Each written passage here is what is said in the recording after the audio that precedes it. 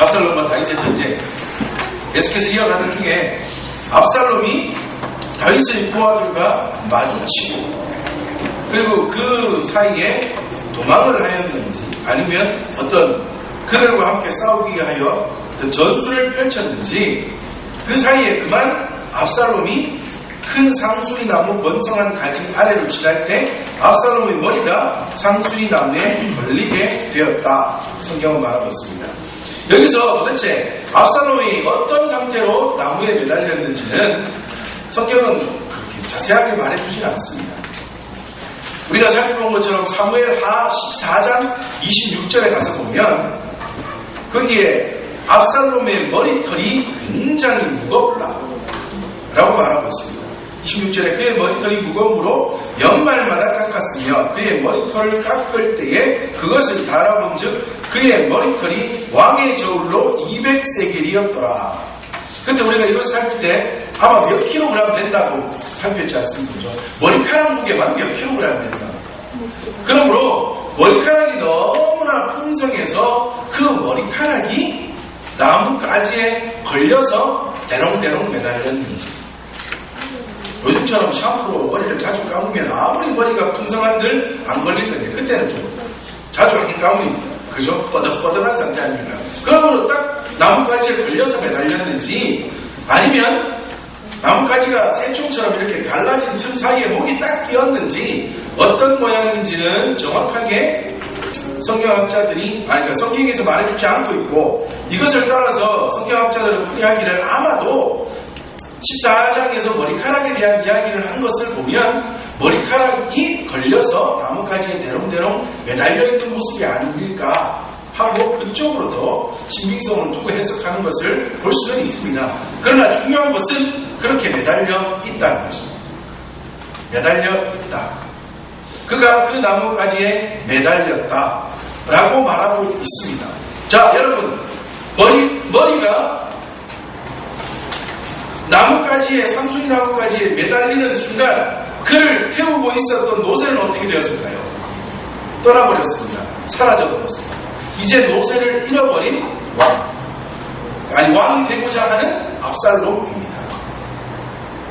여기서 성경자들은 어떤 풀을 하고 있냐면 그가 머리가 나뭇가지에 걸려 노새를 잃어버리는 순간 여기서 말하는 노새는 그가 왕이 될 수 있는 자리에 인도하여 가는 그러니까 전쟁에서도 중요한 자리로 데리고 가는 노새 나중에 그가 진짜 왕이 되었으면 왕의 진군을 할 때에도 그를 태우고 갈 노새 이런 의미입니다. 그런데 그 노새가 머리까지가 상수리 나무에 걸리는 순간 노새를 잃어버렸다 떠나버렸다 이 말은 그 순간 그가 되고자 했던 왕에 대한 모든 상황들 떠나버렸다 그 말입니다.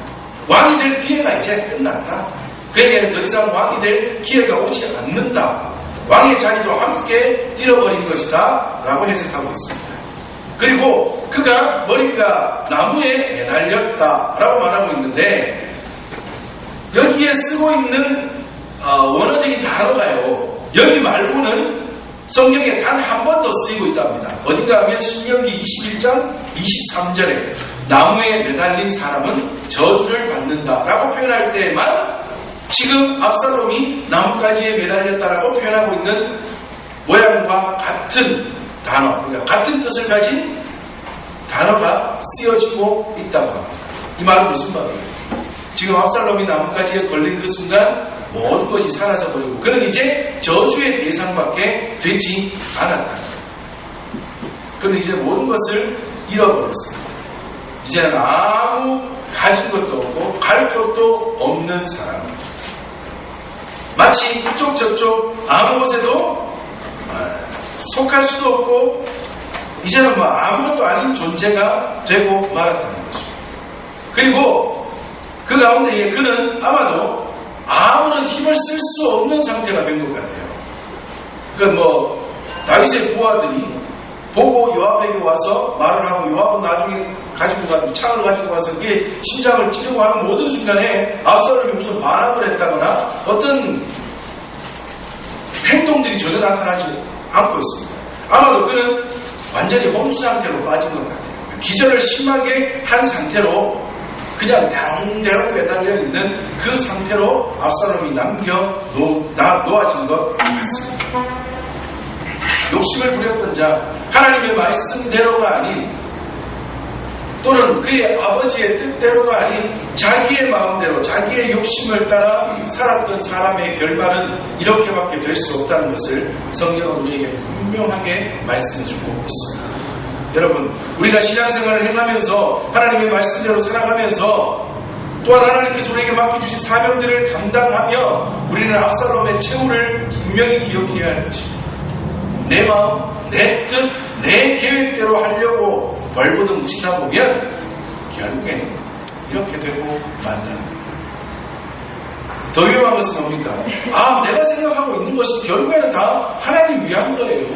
내가 하고 있는 이건 결국에는 다 교회를 위한 거예요. 걱정하지 마세요 하면서 내 마음대로 달려가는 그 삶, 그 모든 일들, 그것은 결코 좋은 결과를 우리에게 남겨주지 않는다는 것 반드시 기억하면서 하나님 앞에서 늘 조심하며 살아갈 수 있는 우리 모든 믿음의 식구들 되시기를 바랍니다. 자, 이제 그렇게 압살롬이 매달려 있습니다. 그것을 보고 한 병사가 요압에게 달려와서 압살롬이 이렇게 되었습니다 라고 보고를 하게 됩니다. 여러분, 요압이 다윗 때부터 처음 다윗에게 있어 너무나 중요한 충신 같고 정말 대단한 신하인 것 같은데 또 한편으로 보면 굉장히 우리 경상도 표현은 야가 빠진 사람입니다. 야가 빠진 사람, 진짜 야가 빠진 사람. 오늘 지금 한 부하에게 뭐라고 이야기합니까? 야, 너 압살롬이 왜 대롱대롱 매달려 있는 거 보고 그냥 왔는데?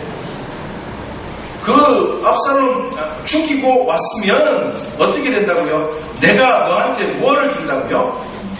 은 10개와 띠 하나를 주었을 건데, 은 10냥과 띠 하나를 너에게 주었을 건데 너는 그 기회를 잃어버렸네 라고 말하고 있습니다. 그런데 이 부하는 굉장히 똑똑한 사람이에요. 그냥 막 창만 들고 다니고 수많은 부하들 중에 한 명이라면 모르겠는데 이 부하는 굉장히 똑똑한 사람이에요. 뭐라고 말하고 있습니까? 나한테 은 1000개를 준다 한들 나는 압살롬 안 죽였을 거야. 왜? 우리 왕 다윗이 당신들에게 말하기를 처음에 지난주에 살폈을 때 그죠? 군대를 3대로 나누어 장수들에게 요압이 합쳐져 있는 그 장수들에게 말하기를 요압이여, 아비세요, 이때요, 제발 부탁하는데 젊은 사람 압살롬을 어떻게 하라고요? 선대히 여기라. 여기서 시간에 말씀드렸죠. 젊은 사람 압살롬을 어떤 표현이라고요? 같은 어린 압살롬, 앞뒤 분별하지 못하는 압살롬 좀 잘해주라. 이 말은 무슨 말이에요? 죽이지 말래? 이 말이에요. 그냥 사로잡아오면 더 좋겠다. 이런 마음이 아비의 마음속에 있는 것 아닙니까? 그 명령을 누가 그들과 함께 있던 모든 군사들이 들을 때 다윗이 그렇게 말했다 하지 않습니까? 그 소식을, 그 말을 다윗에게 직접 들었는지 전해 들었는지 이 병사가 그 이야기를 전해 들었답니다. 그러므로 나는 압살롬을 죽이지 않았으며 죽이지 않을 것입니다. 만약에 내가 압살롬을 죽였다면 내가 지금 보고하러 와서 요압 장군이요, 제가 압살롬이 그렇게 대롱대롱 매달려 있는 것을 보고 제가 쳐 죽이고 왔습니다 하면 당신이 나를 죽일걸? 당신이 나를 대적하지 않겠습니까? 그렇게 병사는 요압에게 말을 하고 있습니다. 이 병사는 똑똑하고 요압의 마음은 뭐예요? 그러고 나서 그렇게 병사가 너무 똑똑하게 말을 조곤조곤 잘하니까 나중에는 요압이 어떻게 하냐면, 야, 나 지금 너하고 말할 시간 없어. 끌 시간 없어. 내가 한번 가봐야 되겠다. 하고는 그 자리를 피해서 압살롬이 있는 곳으로 가게 됩니다. 이 말은 무슨 말인가 하면 요압은 손 안 대고 코 풀려고 했다. 만약에 병사가 죽였어요. 야, 내가 너한테 은 10개나 그리고 허리띠 하나 줄 건데 너 압살롬 왜 안 죽이고 왔는데? 그러면 보통 그것이 욕심이 나는 병 사람은 어떻게 하겠어요? 한 5개 더 주소. 내가 지금 가서 죽이고 올게요. 이렇게 될 거 아니에요. 그죠? 그렇게 되기를 요압은 바라고 있는 것이고, 손 안 대고 코 풀고 싶은, 자기 손에 피 안 묻히고 압살롬을 죽여 전쟁을 이긴 다음 다윗에게 있어 더 위대한 중심으로, 그리고 더 높아지는 군사로 서기를 원하는 마음이 요압 마음속에 가득 차 있었다. 정말 야가 빠지는 거예요.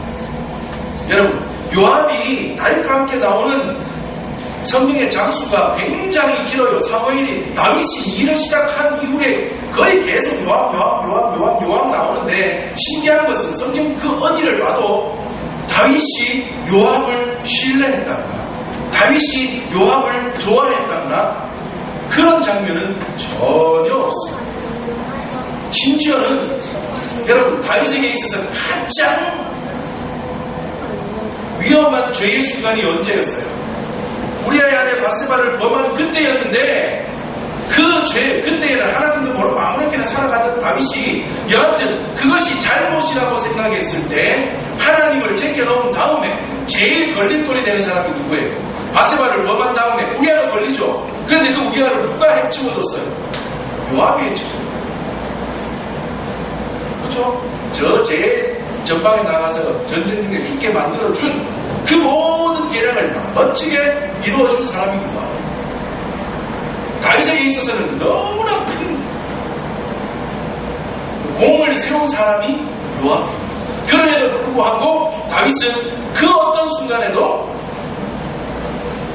야, 요압 최고, 나는 요압을 신뢰해, 요압 없으면 난 못 살 것 같아, 그런 소리 한마디도 하지 않았다. 그런데 요압은 스스로 그렇게 착각하며 살아갑니다. 이것은 무엇을 말하느냐? 하나님의 일을 해나가는 데 있어서, 특히 하나님의 공동체, 교회나 아니면 또한 여하튼 모든 모양의 하나님의 공동체를 이루어가는 데 있어서 무조건 바라보고 무조건 따라가야 될 것은 하나님의 말씀이요 하나님의 명령이지 서로서로 사람에 대한 관계들은 아니라는 거예요. 교회 안에는 100%의 중심도 없으며 100%의 악인도 없다는 거예요. 제가 이분에 대해서 한 번씩 예를 들면 참 저도 좀 찝찝하기는 합니다. 요즘 한국교회에 가장 큰 풍파를 일으키고 있는 새로 개척을 해서 열심히 목회하고 있는 그 정병훈 목사님이라는 분이 있죠.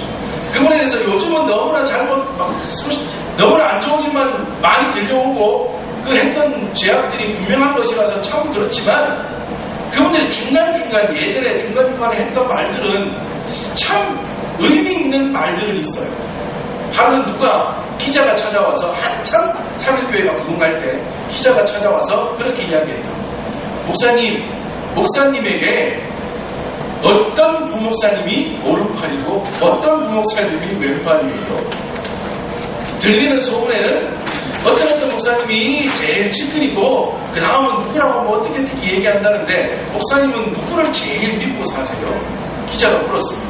그랬더니 그때 이 목사님이 말하기를, 나는 교회 안에서 100% 믿는 사람 한 명도 없습니다. 그러나 100% 믿지 못하는 사람도 한 명도 없습니다. 믿을 사람도 없지만 안 믿는 사람도 없습니다. 그 말이 저한테 정말 굉장히 의미있게 다가왔었습니다. 이게 교회 안에서 모든 사람들이 서로서로 믿음의 동역자들 간에 가져야 될 마음입니다. 물론 우리가 하나님 안에서 한 가족이므로 서로가 사랑하며 서로가 한 믿음 안에서 같이 자라가야 하는 같은 마음과 그러한 사랑의 마음들은 100% 충만해야 되겠지만, 사람과 사람에 대한 어떤 믿음, 신뢰, 충성 이런 것에 대해서는 누가 잘났고 못났고 누가 100%고 누가 50%고 이것은 따질 거 하나도 없다. 필요에 따라 하나님은 때로는 이 사람을, 때로는 저 사람을 상황에 따라 이런 모양으로 저런 모양으로 하나님께서 그 일을 이루어 가시는 것이지, 사람이 이것을 따주고 저것을 따주고 절대 있어서는 안 됩니다. 예전에 섬기던 어떤 교회에서 목사님이 자주자주 그런 설교를 하셨어요. 사람은 교회에서 사람 보고 믿음 생활하는 거 아니다. 하나님 보고 믿음 생활해야 된다는 말을 하는데 나는 그거 다가 아니라고 생각한다. 사람도 봐야 된다. 그렇게 말씀을 하시더라고요. 그래서 그것도 맞나 했더니 요즘 생각에는 절대 100% 동의를 못해요. 사람을 봐야 되는 순간에 하나님이 개입하셔서 그 안에 또 다른 어떤 하나님의 일들을 위해서 사람들을 엮어가시고 그들을 통하여 하나님의 일들을 이뤄가시는 것이지, 사람 눈이 사람 눈을 봐야 된다는 것. 사람 눈이 사람 눈을 보고 그 사람에게 똑바로 보이고 잘 보이고 인정받기 위해서 무언가를 해야 된다는 것은 몰라요. 가짜라고 생각해요. 가짜라고 생각해요. 보세요. 다윗에게 있어서 요압 너무 훌륭한 신하였어요. 요압에게 만약에 다윗이 죽어 이러면 진짜 죽는 신용까지라도 할 정도의 신하였다. 그런데 다윗은 그를 100% 신뢰하지 않았어요. 그런데 반대로 그를 100% 신뢰하지 않았냐는, 그러니까 100% 신뢰하지도 않았지만 또 그렇다고 그를 완전히 내버렸느냐? 아니에요. 중요한 일 때마다 요압을 내세우고 있어요. 지금 압살롬과의 그 중요한 전투에서도 군대를 세 대로 나누며 한 대를 요압에게 맡기고 있지 않습니다. 그러므로 다윗은 요압을 완전히 믿는 것도 아니고 안 믿는 것도 아니고 단지 하나님이 일하실 그 하나님의 일하심 앞에 함께 이루어져 가는 그 모양뿐이었다는 것, 우리는 늘 기억하고, 교회 안에서 우리가 함께 이루어가야 되는, 함께 사랑하고 함께 아름다운 공동체를 이루기 위한 그 모양 외에 어떠한 일의 모양, 하나님의 사역을 감당하는 모양에 있어서는 우리가 다윗의 이 모습, 요압을 대한 이 모습을 잘 기억하면서 지혜롭게 하나님의 일들을 잘 이루어갈 수 있는 저와 모든 믿음의 식구들 되시기를 바랍니다. 자, 그렇게 한 다음 이제 요압은 무기를 든 청년 10명과 달려가서 손에 작은 창 셋을 가지고 가서 매달려있던 압살롬의 심장을 찌르고, 그리고 요압의 무기를 든 청년 10명이 압살롬을 에워싸고 쳐 죽였다. 이제 압살롬은 죽어 전쟁은 끝이 납니다. 16절에 그 전쟁의 끝이 났음을 요압이 알리기 위하여 나팔을 불어 전쟁이 끝났음을 알렸습니다. 여러분, 압살롬이 죽는 순간 전쟁이 끝이 났다. 압살롬이 죽는 순간 전쟁이 끝이 났다. 자, 다시 앞으로 몇 장 앞으로 쭉 가면 생각나는 사람이 없습니다. 아히도벨이 처음 압살롬에게 내세웠던 계략이 어떤 계략이라고요? 우리가 전쟁을 하는데 밤에 기습 공격을 해서 누구만 죽이자? 다윗만 죽이자. 그럼 전쟁 끝이에요. 그럼 전쟁 끝입니다. 말씀드렸죠. 그 당시에는 전쟁을 주로 언제만 한다고요? 낮에만 하는데 밤에 무조건 쉬고 있을 터이니 다음날 전쟁을 준비하든지 아니면 쉬고 있을 터이니 그 시간에 기습 공격하여 다윗만 죽이면 전쟁이 끝납니다. 그 계략을 세웠던 아히도벨의 계략이 탁 떠오르지 않습니다. 지금 그때의 아히도벨이 세웠던 계략을 따라 만약에 진짜 기습을 해서 다윗을 찾아 다윗만 죽였다면 그 자리에서 전쟁은 끝이 난다. 그리고 압살롬의 승리가 되고 말다. 근데 지금 반대로 누가 죽었어요? 압살롬이 죽음으로 전쟁이 끝이 나버렸습니다. 압살롬이 죽음으로 전쟁이 끝이 났습니다. 아히도벨의 계략이 얼마나 뛰어난 계략이었는지 다시 한번 생각할 수 있습니다. 그렇게 뛰어난 계략을 세운 아히도벨이 압살롬 편에 있었으나 하나님이 막으시니, 하나님이 다윗을 도우시니, 하나님은 다윗이 이기는 것 쪽으로 일하고 계시니 참 신기하게도 그 반대로 압살롬만 죽고 전쟁은 끝이 납니다. 참으로 신기한 현상이 벌어지고 말합니다. 참 그렇잖아요. 하나님의 일하심 정말 신기하지 않습니다. 정말 놀랍지 않습니다. 이렇게 신기하고 놀랍도록 일하시는 그 하나님만 의지하면 우리 인생의 전쟁 가운데, 우리의 삶의 전쟁 가운데도 그 하나님만 의지하면 우리는 날마다 이기며 살아갈 수가 있습니다. 그런데 우리는 잘 못 믿어서 그렇죠. 옛날에 하나님 그렇게 해서 이기셨다며요. 다윗도 이기게 하셨다면서요. 이스라엘 백성들이 여리고성을 이기게 하셨다면서요. 이야, 성경에서 제가 봤어요. 그런데 옛날 이야기인데요. 그런데 진짜 내 삶의 전쟁에서 그 하나님이 일하시도록 나를 내어드리려니까 아직까지는 조금 못 믿겠는데. 자, 오늘 경상도표현에 나옵니다. 경상도표현은 민기적거리다가 하나님 안 택하여 맨날 지는 상황이 있지 않습니다. 조금 미심쩍어도 계산이 잘 안 돼도 하나님께 맡기기만 하면 하나님은 분명히 승리의 길로 인도할 것입니다.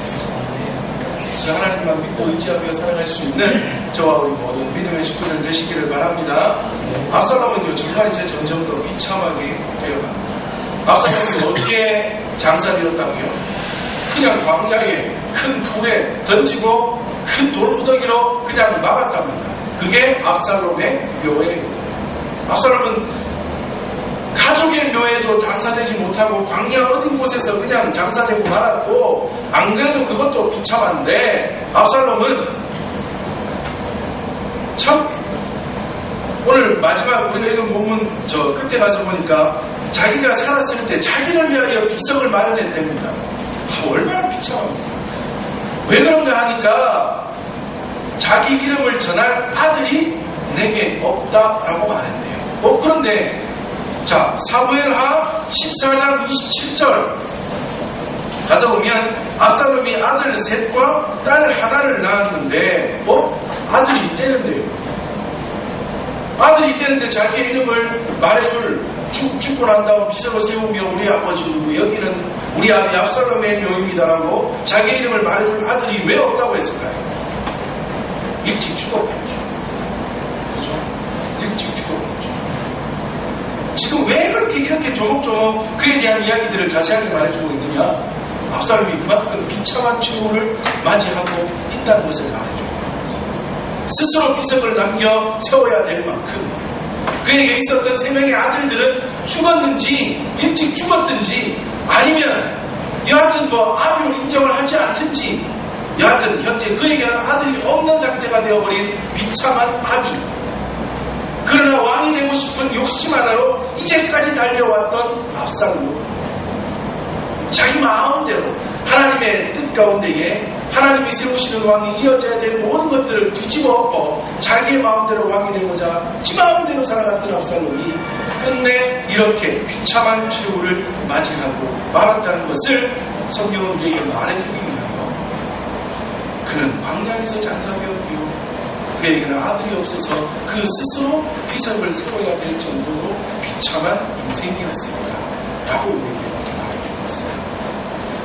압살롬의 이 최후를 바라보며 우리는 어떻게 살아야 할지, 하나님 앞에서 어떻게 조심해야 할지, 어떻게 하나님을 의지하고 살아야 할지, 하나님의 일하심 앞에 내가 어떻게 순종해야 할지 잘 생각하고 잘 묵상하며 잘 결단하여 온전한 삶을 통하여 하나님 앞에 영광을 올려드리며 또한 하나님의 사명을 잘 감당함으로 하나님의 역사의 주인공으로 쓰임받을 수 있는 저와 우리 모든 믿음의 식구들 되시기를 주님의 이름으로 축복합니다.